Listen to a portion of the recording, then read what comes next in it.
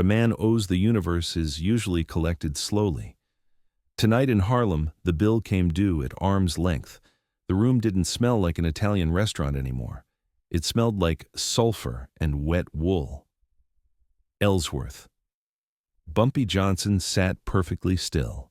The barrel of the gun was so close to his forehead, he could feel the cold steel radiating against his skin. 6 inches. That was the margin of error. The man holding the gun, Vinny the Razor Artuso, was a killer for the Genovese family. He had killed men for looking at him wrong. He had killed men for debt. But right now, Vinny's hand was shaking.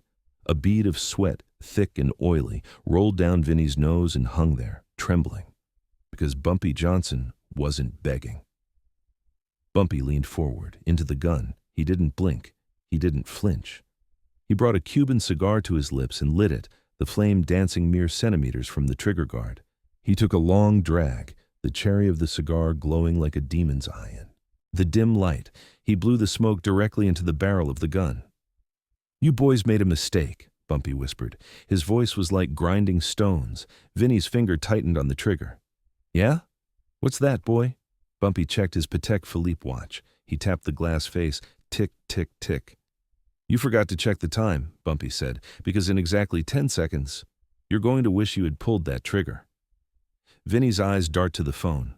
The gun wavers. Bumpy smiles. He was outnumbered 3-1. He was unarmed, and he was trapped in a basement with the most violent hit squad in New York City. So, why was the hitman the one sweating? Before we reveal the mastermind move Bumpy used to survive this room, subscribe to the channel right now. If you want to know the true history of how Black Harlem fought back against the Mafia, hit that like button.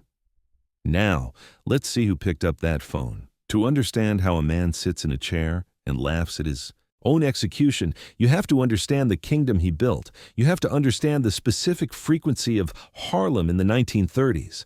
It was a world of violent dualities. If you walked down 125th Street on a Tuesday night, your senses were assaulted from 2 directions. On one side, you had the suffocating weight of the Great Depression. It didn't just knock on the door in Harlem, it kicked the door in. Unemployment was double that of the rest of the city.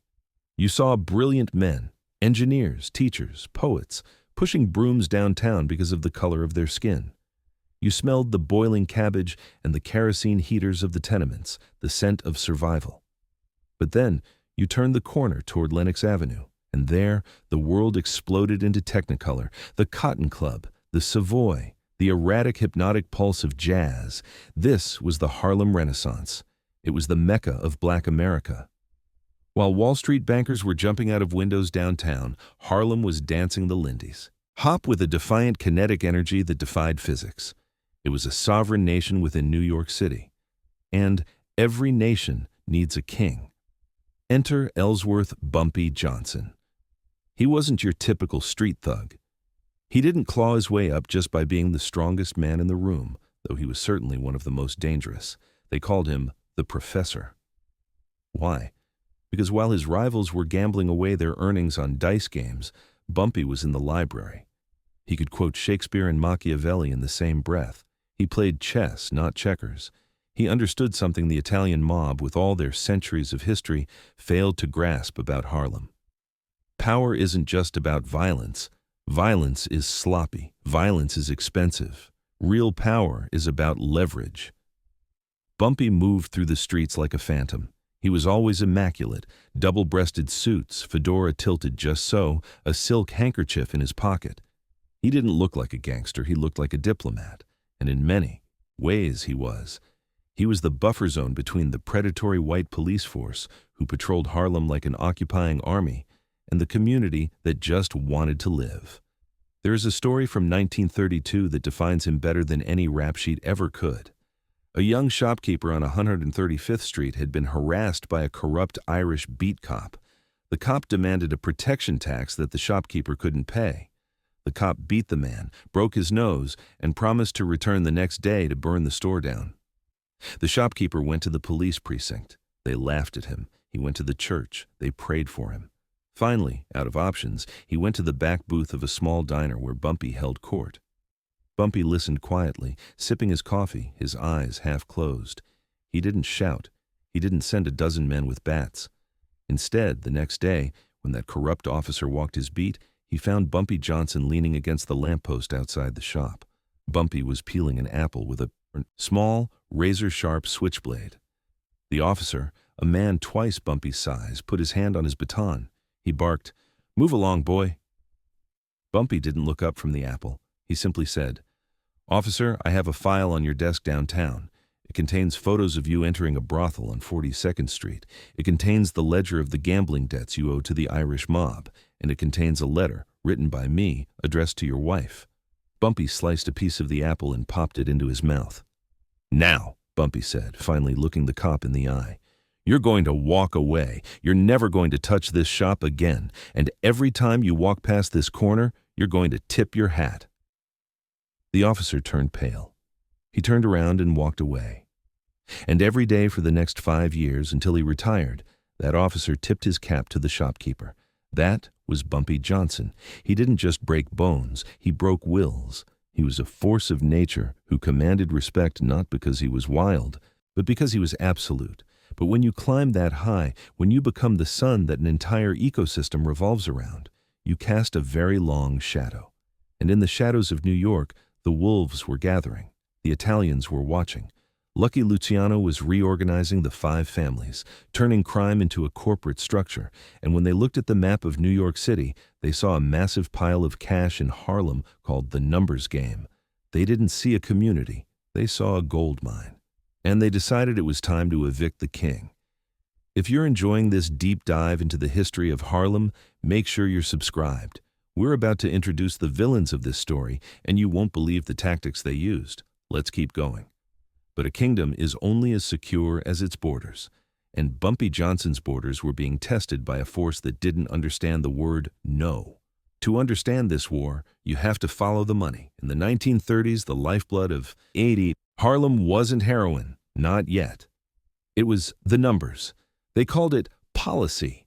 It was the stock market of the poor. For a penny, a grandmother on 145th Street could bet on a 3-digit number. If she hit, the payout was 600 to 1. It paid the rent, it bought the groceries, it buried the dead.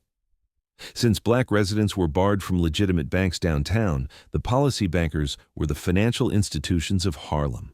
It was illegal, it was unregulated, and it generated millions of dollars in untaxed, cold, hard cash every single week. And looking at this mountain of cash from across the city was Dutch Schultz. If Bumpy Johnson was a scalpel, Dutch Schultz was a sledgehammer. They called him the beer baron of the Bronx. He was a man who had murdered his way to the top of the bootlegging game, but with Prohibition ending, he needed a new revenue stream. He looked at Harlem and didn't see people. He saw prey. Schultz didn't want to negotiate. He wanted to conquer. His strategy was brutal simplicity. He sent his goons into Harlem to beat the runners. They smashed up the betting parlors. They broke fingers. They firebombed dry cleaners that doubled as drop spots. It was terrorism, plain and simple.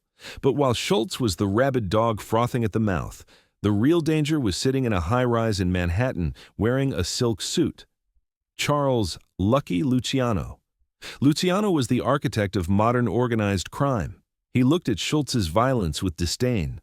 Luciano was a corporate raider. He didn't want to burn Harlem down. He wanted a hostile takeover. The Italians viewed the black gangsters not as rivals, but as employees who didn't know their place yet. It was a deadly mix of greed and racism. They assumed that because they had the judges, the politicians, and the NYPD in their pockets, Bumpy Johnson would simply roll over. There is a moment, a specific quiet moment, that signaled the end of the peace. It happened in a diner on neutral ground near Columbus. Circle. A mid-level capo named Di Gregorio was sent to deliver terms to Bumpy. The arrogance in the room was palpable. Imagine the scene. The Italian is eating veal, barely looking up. Bumpy is drinking black coffee, watching the door, watching the street, watching the waiter's hands. "The commission has a proposal," the capo said, wiping grease from his lip. "We bring order. We bring protection. We take over the heavy lifting. The split is 60-40. We take the 60. Bumpy didn't blink. He set his cup down without making a sound. 60-40, Bumpy repeated. And what exactly are you protecting us from? Yourselves? The capo smiled, a cold, thin expression. We offer infrastructure, Mr. Johnson. If you refuse, well, Dutch is a very impatient man. And the police. They seem to get lost when they come uptown. This was the pivot point. The Italians were offering vassalage. They wanted Bumpy to be a puppet king, managing the people while they siphoned the wealth back to Little Italy. Bumpy leaned across the table. The air shifted. The background noise of the diner seemed to drop away. Harlem isn't a pie, my friend, Bumpy whispered. You can't just slice it up because you're hungry. The numbers belong to the people. That money stays in the neighborhood. If you take 60%, my people starve, and I don't like it when my people are hungry. The capo laughed. You choose war, then? Over pennies? I don't choose war, Bumpy said, standing up and smoothing his suit jacket. I choose survival. And in Harlem, you boys stand out like a spotlight in a blackout. The Italians left that meeting thinking Bumpy was arrogant. They thought he was a uppity gangster who would be dead within the month. They didn't realize that Bumpy had just declared independence. But the mob doesn't take rejection lightly. The foreshadowing was over. The cracks in the dam were spreading. Suddenly, the police raids intensified. Bumpy's top lieutenants were being pulled off the street for vagrancy. Strange cars began parking outside Bumpy's apartment, engines idling in the dark. The phone lines were tapped. The psychological siege had begun. They wanted to make Bumpy paranoid before they made him dead. They wanted him to see a ghost in every shadow. But they forgot one thing. Bumpy Johnson had been living in the shadows his entire life. This was a classic David versus Goliath setup, but David had a switchblade. Before we get into the psychological warfare that nearly broke Bumpy, I want to ask you, do you think modern lotteries are just the government version of the numbers game? Let me know your thoughts in the comments, and if you haven't subscribed yet, do it now. The betrayal's coming up next. When a death warrant is signed in the underworld, it doesn't arrive in an envelope. It arrives in the silence. The tone of the streets changed. The jazz clubs on 125th Street were still loud. The dancers were still spinning, but for Bumpy Johnson, the music had stopped. The world had gone quiet. Paranoia is a slow-acting poison. It doesn't kill you instantly. It eats you from the inside out. It starts in the extremities. A glance held a second too long by a stranger. A black sedan parked on the corner for 2 nights in a row. The phone lines clicking with a hollow echo before the dial tone kicks in. Bumpy felt the shift in the air pressure. The Italians were no longer sending messengers. They were sending scouts. Most men, when faced with the full weight of the Mafia Commission, begin to crack. You see it in their eyes first. They stop sleeping. They start drinking to drown out the noise in their heads. They get sloppy. They start making mistakes. And in this life, a mistake is just a synonym for a funeral. But Bumpy Johnson went the other way. He didn't panic. He became a monk of the underworld. He stopped drinking alcohol entirely. He sharpened his mind like a prison shiv. He understood that if he was going to survive a war with an enemy, he couldn't outgun. He had to outthink them. His routine became a military operation. He stopped sleeping in his own bed, rotating through a series of safe houses in West Harlem. Apartments owned by old ladies who owed him favors, basements of churches where the pastors knew better than to ask questions. He ate only food prepared by his wife, Mamie, or his most trusted lieutenant, Nat Pettigrew. Imagine living your life wondering if your morning coffee is going to be your last meal. That level of stress breaks the strongest men. It turns them into shivering wrecks. But Bumpy, he wore the pressure like a tailored suit. There is a legendary story from this period that illustrates the terrifying discipline of the man. It was a Tuesday afternoon. Bumpy was at a barbershop on 7th Avenue. This was his sanctuary, a place of hot towels, bay rum, and conversation. He was in the chair, reclined, a hot towel wrapped around his face, blinding him. The barber, an old friend named Silas, was stropping a straight razor. Shk, shk, shk, shk. The sound was hypnotic. Suddenly, Silas stopped. His hands started to tremble. "Bump!" Silas whispered, his voice shaking. There's a car outside. A Lincoln. 4 men. Italians." The shop went silent. The other customers froze. The air in the room dropped 10 degrees. Bumpy Johnson was blind, lying on his back, his throat exposed to the ceiling. A car full of hitmen was idling at the curb, deciding whether to come in spraying bullets or wait for him to walk out. Most men would have ripped the towel off, drawn a gun, and dove for the floor. Bumpy didn't move a muscle. "Finish the shave, Silas," Bumpy said. His voice was steady, calm, almost bored. "Bump, they're right there," Silas stammered.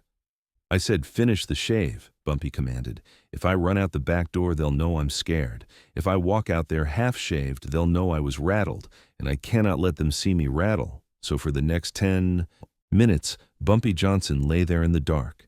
He listened to the engine of the Lincoln idling outside. He felt the cold steel of the razor against his jugular, held by a barber who was shaking with terror. One slip of Silas's hand, or one burst of gunfire from the window. And it was over. He lay there, and he meditated on his own death. He controlled his breathing. He slowed his heart rate. He forced his body to reject the fear. When the towel finally came off, Bumpy sat up. He was clean-shaven. He smelled of talcum powder and cologne. He checked his reflection, adjusted his tie, and paid Silas. Then he walked out the front door. He stood on the sidewalk, lit a cigarette, and stared directly at the tinted windows of the Lincoln. He didn't reach for a weapon. He just stood there, smoking, daring them to take the shot. The window of the Lincoln rolled down an inch. Smoke drifted out. Then the window rolled up. The car slowly pulled away and disappeared into the traffic. They didn't shoot. Why? Because predators prefer prey that runs. When the prey stands still and looks you in the eye, it makes you wonder what traps they have set. It makes you wonder if you are the one in danger. Bumpy had won the psychological battle, but he knew the physical war was just beginning. That car wasn't a retreat. It was a postponement. The noose was tightening. The Italians were done playing games. They realized that intimidation wouldn't work on a man who had no fear. So they decided to move to the final option, the setup. This story is long and dark, and we are entering the deepest part of the night. That level of stoicism, sitting in a barber chair while hitmen watch you, is almost superhuman. I want to check in with you. What time is it where you are watching this from? Are you watching this alone? Let me know in the comments below. And if you're ready for the betrayal, keep watching. Because the Italians realized they couldn't get to Bumpy in Harlem. Too many eyes, too many rooftops. So they decided to make Bumpy come to them. They needed a traitor. And as Julius Caesar learned, the knife that cuts the deepest is usually held by a friend. The order to kill Bumpy Johnson didn't come with a scream. It came with a whisper. Down in Lower Manhattan, in a smoke-filled room in Little Italy, the commission had run the numbers. Bumpy was costing them too much. His defiance was a contagion. If one man in Harlem could say no to the Genovese family, soon the dock workers in Brooklyn and the union leaders in Jersey would start saying it too. They couldn't afford a rebel. They needed a corpse. But they had a problem. They couldn't hit him in Harlem. Harlem was a fortress. Every window was an eye, every rooftop a potential sniper's nest. If they sent a hit squad uptown, they'd be spotted before they crossed 110th Street. So they went to the oldest page in the book. If you can't siege the castle, you lure the king out of the gate. They used a truce. A message was sent via a crooked NYPD detective on the Mafia payroll. The Italians claimed they were tired of the bleeding. They wanted to settle the territory dispute like businessmen. They offered a sit-down. The location? A warehouse near the East River docks. Technically, it was neutral ground. In reality, it was a kill box. It was a classic one-way ticket. The Italians promised safety. They promised no guns. They promised a negotiation. But in the underworld, a promise from a rival is just a lie waiting to be exposed. The night of the meeting, the sky opened up. Rain lashed against the windshield of Bumpy's Lincoln, the wipers slashing back and forth like metronomes counting down the seconds. Thwack hiss, thwack hiss. Nat Pettigrew, Bumpy's right hand and most loyal soldier, was behind the wheel. Nat's knuckles were white as he gripped the steering wheel. He kept checking the rearview mirror, looking for a tail that wasn't there. "It's a setup, Bumpy," Nat said, his voice tight. "You know it, I know it, even the damn car knows it. The air smells wrong." In the back seat, Bumpy Johnson was adjusting his cufflinks. He looked out the window at the blurred city lights. He was calm, eerily so. "Of course it's a setup, Nat," Bumpy replied softly. "Then why are we going?" Nat snapped. "Let me call the boys. We can pack 5 cars. We can roll up there with Thompson submachine guns and level the place." Bumpy shook his head. "No, if we bring an army, it's a war. The police will have an excuse to bring in the National Guard. They'll burn Harlem to the ground just to get to us." "So you just walk in there and die?" "No," Bumpy said. "If I go alone, it's a conversation. I need to look them in the eye. I need them to see that I'm not afraid to walk into hell." This is the part of the legend that defies logic. Bumpy Johnson knew he was walking into a trap.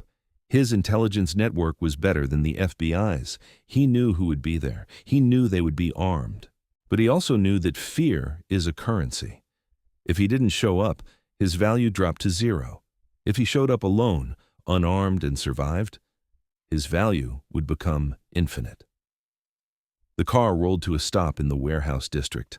The smell of the river was pungent here, brackish water, rotting wood, and diesel fuel. It was a desolate place. No witnesses, no police, just shadows and rain. Bumpy opened the door. The cold wind hit him, whipping his trench coat around his legs. "Stay here, Nat," Bumpy ordered. "Bump," Nat started, reaching for the pistol under his seat. "Stay, here." Bumpy's voice was iron. "If I'm not out in 20 minutes, you know what to do." Bumpy turned and walked toward the massive steel door of the warehouse. He didn't rush. He walked with the same confident stride he used on 125th Street on a Sunday morning. He carried only his cane and that silver cigar case in his breast pocket. He reached the door. He didn't knock. He pushed it open. The sound of the heavy steel door slamming shut behind him echoed like a coffin lid closing. Clang! The warehouse was vast and dark, illuminated by a single swinging bulb in the center of the room. The rain drummed on the tin roof, a chaotic, deafening rhythm. And there, waiting for him at a small table, was Vinny the Razor Artuso. Vinny wasn't alone. 2 other men stood in the shadows, their hands buried deep in their coats. The negotiation team. Vinny smiled. It was a wet, ugly thing. He didn't offer Bumpy a seat. He didn't offer him a drink. "You came alone," Vinny said, almost impressed. "You got balls, Johnson. I'll give you that." "I was told we had business to discuss," Bumpy said, standing tall. "We do," Vinny said. He slowly withdrew his hand from his coat. He wasn't holding a contract. He was holding a .38 revolver. The trap had sprung. The betrayal of the truce was complete. There was no negotiation. There was only an execution. Bumpy stood there unarmed as the 3 men drew their weapons. The sensory detail here is critical. The smell of gun oil, the flickering light casting long, distorted shadows, the sound of the rain drowning out everything but the beating of a heart. Bumpy had walked into the lion's den. The door was locked behind him, the guns were raised. And this brings us back to the moment where we started. The gun in the face. The silence. The smoke. Bumpy Johnson had made a fatal mistake. Or had he? We are now back at the flashpoint. The trap is closed. The guns are drawn. But remember, Bumpy told his driver, you know what to do. What was the backup plan? If you want to see how a genius escapes a sealed room, hit that subscribe button. You do not want to miss the climax. The twist is coming right now. We are back in the room. Let's freeze this frame. You have Vinny, the Razor Artuso, a man who has killed 14 people, holding a loaded weapon 6 inches from Bumpy Johnson's face. The hammer is cocked. The intent is murder. Bumpy has just blown smoke into the barrel. He has just told a hitman to check his watch. In any other reality, this is where the screen fades to black. The trigger is pulled. The legend ends. But Bumpy Johnson wasn't playing by the laws of physics. He was playing by the laws of leverage. What? Vinny frowned, the gun wavering slightly. What time? The time, Bumpy repeated, his voice dropping to a register that vibrated in the floorboards. Because 5 minutes ago, my men walked into the Vetriano Social Club on 116th Street. You know the one, Vinny, where your brother Dominic runs the card game on Tuesday nights? Vinny's eyes widened, a microscopic shift, but Bumpy saw it.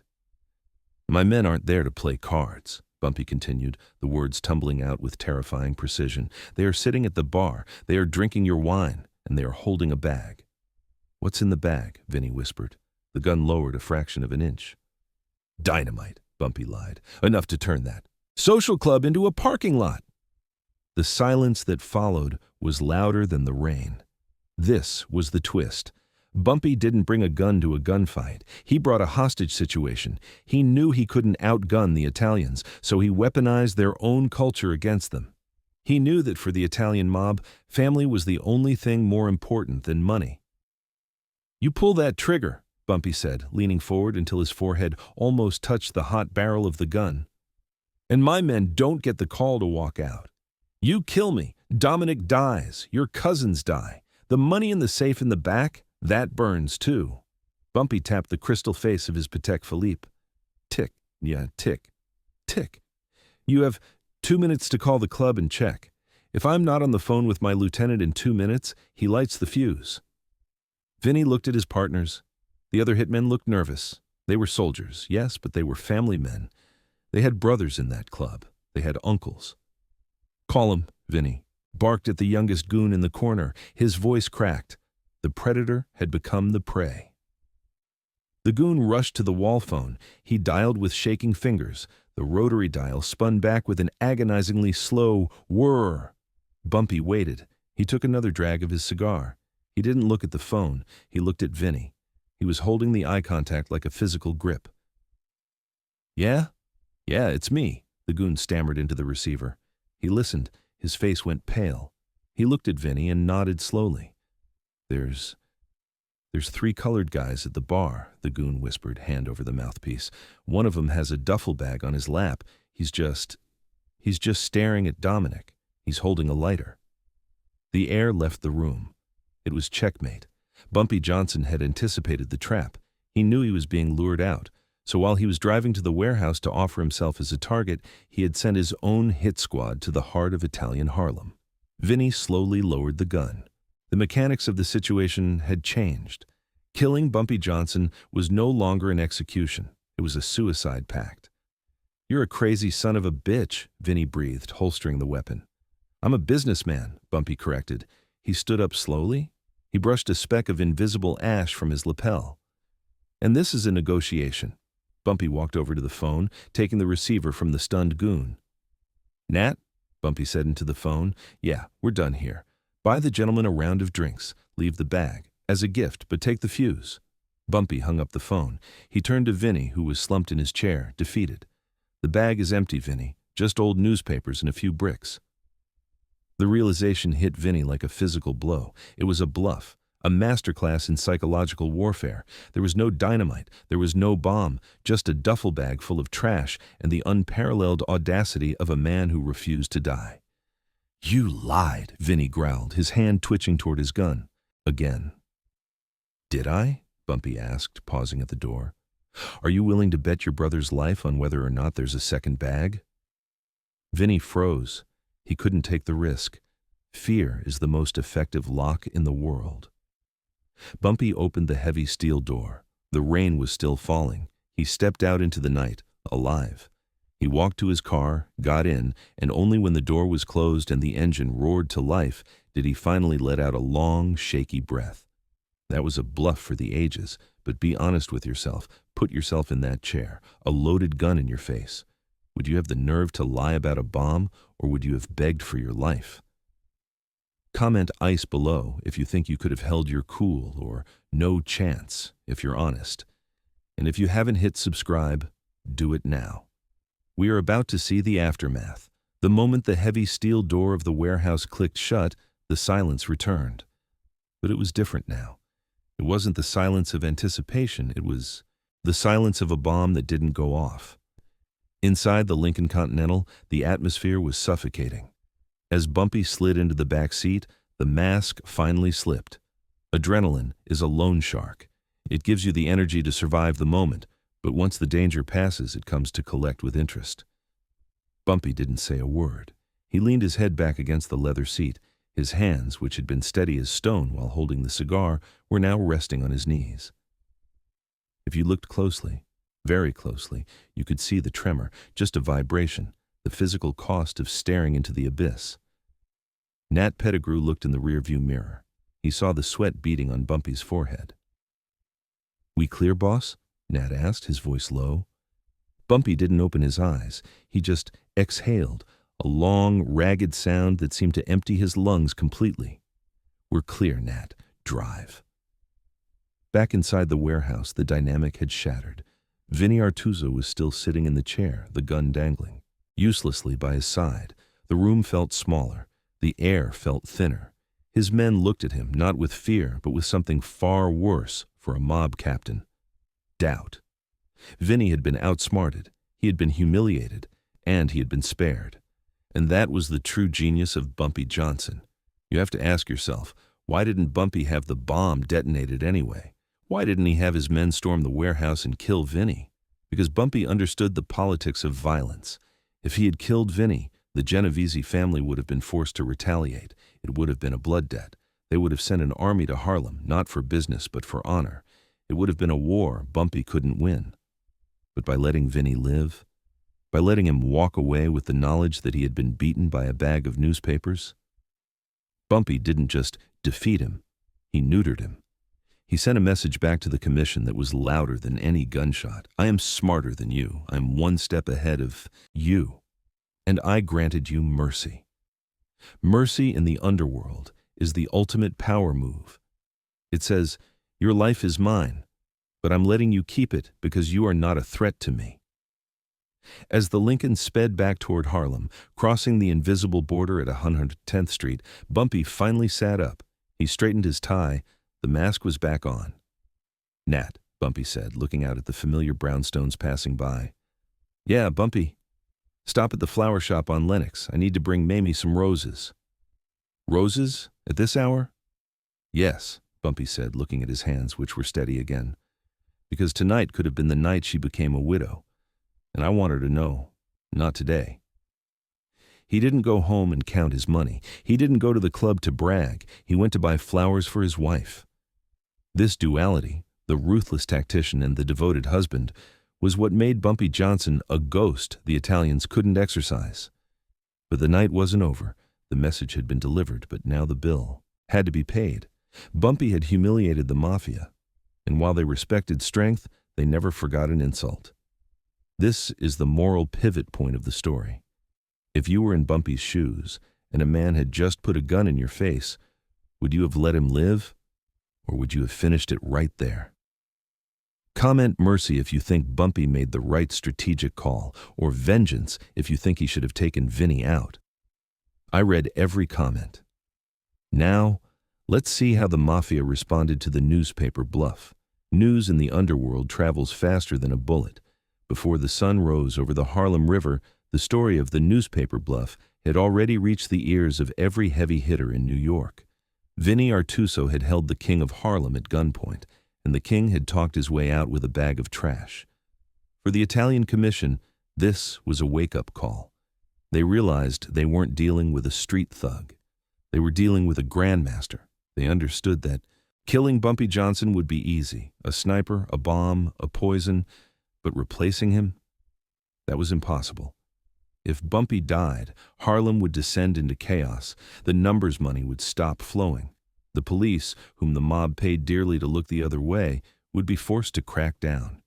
It would be bad for business. So the order came down from the top. Stand down. The retribution didn't come in the form of a drive-by shooting.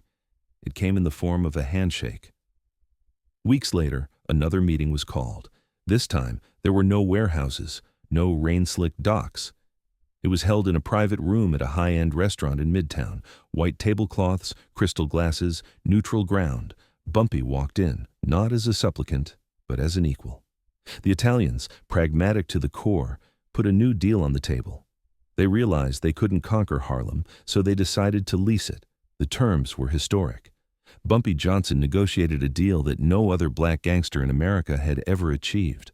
The Italians could operate in Harlem, they could run their high-stakes dice games and move their product, but they had to pay a protection tax to Bumpy's organization.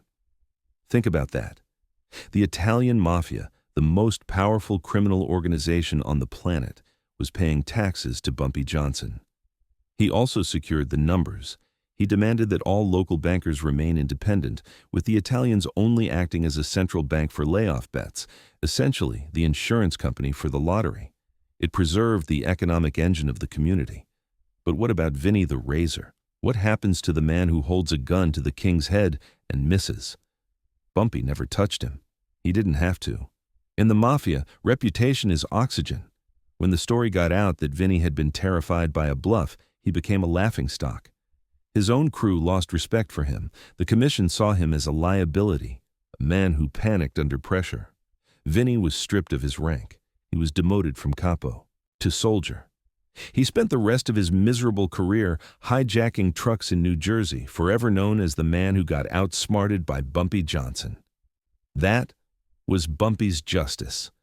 Death is quick, irrelevance is slow, but victory has a cost. As Bumpy walked out of that restaurant, having secured peace for his kingdom, something in him had changed. The professor was gone. He was colder now, more distant. He realized that even his closest allies could be leveraged against him. He realized that the only person he could truly trust was himself. He stopped quoting poetry. He spoke less. He watched more. He had won the war, but he had lost the ability to ever let his guard down again. He was the King of Harlem, yes, but a king who sleeps with one eye open is just a prisoner in a castle. Bumpy Johnson chose to destroy his enemy's reputation rather than his life. It was a move of pure psychological dominance. Do you think that was harsher than death? Let me know in the comments. And if you're ready to see how this story ends and the complicated legacy Bumpy left behind, hit that subscribe button. The finale is next. Time is the only hitman you can't bribe. And as the decades rolled on, the Harlem that Bumpy Johnson fought to rule began to change beneath his feet. The gun-in-the-face incident didn't just save his life that night. It became the foundational myth of his reign. It drew a circle around Harlem that the Italians respected for 30 years. It proved that while they had the numbers, Bumpy had the nerve. But myths don't stop bullets forever. As the 1950s bled into the 1960s, the fedora age gave way to the civil rights era. The jazz clubs were replaced by political rallies. The suit and tie gangsters were being replaced by young revolutionaries in berets and leather jackets. Bumpy Johnson remained the godfather, but he was becoming a dinosaur in his own kingdom. The world was getting louder. The numbers game, that penny-ante economy that sustained the Italian neighborhood, was being pushed aside for a darker, deadlier commodity, heroin. This is the shadow on the legacy. The deal Bumpy struck with the Italians allowed them to traffic narcotics through Harlem, provided he got his cut. He famously said, "If I don't take the money, someone else will." But he watched as the powder destroyed the very people he had spent a lifetime protecting from the police. He saw the neighborhood rot from the inside out. The protector became the poisoner. It is a complexity we cannot ignore. Yet, in this twilight of his life, there was one final fascinating chapter. Bumpy Johnson, the violent crime boss, became the shadow protector of Malcolm X. It is one of history's great ironies. Malcolm, the righteous minister who preached against vice, and Bumpy, the king of vice, were old friends from the streets. When Malcolm broke away from the Nation of Islam and his life was in danger, it wasn't the police who guarded him. It was Bumpy's men. You would see them standing on the rooftops during Malcolm's speeches, silent sentinels with rifles under their trench coats. The establishment feared Malcolm's words, but they feared Bumpy's silence even more. Bumpy offered to wage a war to keep Malcolm alive. Malcolm refused, choosing the path of non-violence. Bumpy respected it, but he pulled his men back with a heavy heart. 2 weeks later, Malcolm was dead. Bumpy took it personally. He realized that the codes he lived by, loyalty, silence, respect, were dying out. The new world had no rules. By 1968, the stress of the life, decades of looking over his shoulder, decades of waiting for the gun that wouldn't jam, finally caught up with him. He had survived the Italians. He had survived Dutch Schultz. He had survived the NYPD. He had survived Alcatraz. But he couldn't survive his own heart. The end didn't come in a hail of gunfire. There was no cinematic shootout in the rain. It happened at Wells Restaurant, a famous soul food spot in Harlem. Bumpy was eating fried chicken and drinking coffee. It was 2 a.m. The city was asleep. He clutched his chest. He didn't say a profound final word. He simply collapsed into the arms of his childhood friend, Junie Bird. The man who had stared down a hit squad and laughed, died of a heart attack in a diner booth. The police didn't kill him. The mob didn't kill him. The life killed him. His funeral was fit for a head of state. Thousands of people lined the streets of Harlem. They didn't come to mourn a drug dealer. They came to mourn the man who paid their rent, who bought their turkeys, who stood up to the bullies downtown when no one else would. They came to mourn the man who used a bag of newspapers to defeat an empire. Bumpy's legacy is complicated. He was a hero to some, a villain to others. Do you think a man can be bad but do good things? Or does the crime cancel out the charity? Let me know your thoughts in the comments. We are down to the final reflection. If you made it this far, you're a true student of history. Hit subscribe so we can finish this journey together. As the sun sets over the Harlem skyline today, the landscape has changed.